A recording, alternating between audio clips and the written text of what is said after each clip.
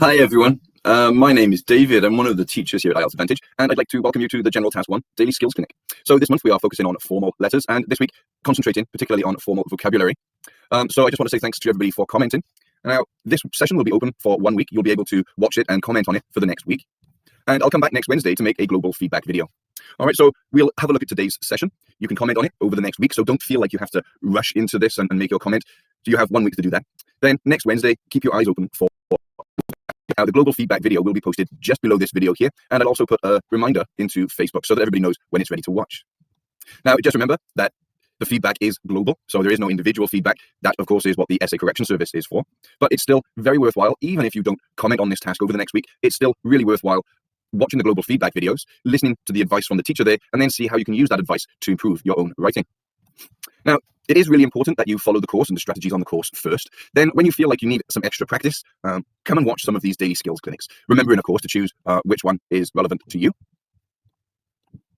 And use these daily skills clinics as a place to practice, particularly in this session today. So let's jump straight into today's task. All right, here it is. And I've taken one half of a general task 1 letter.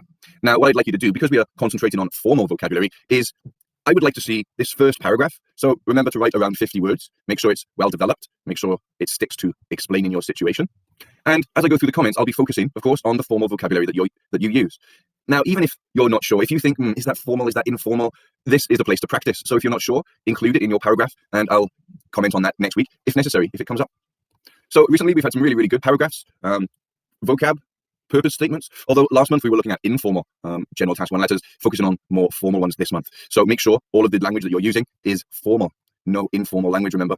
Now, this is really important because if we don't have the tone of the letter quite right, the maximum score you can get for task response is a band 6.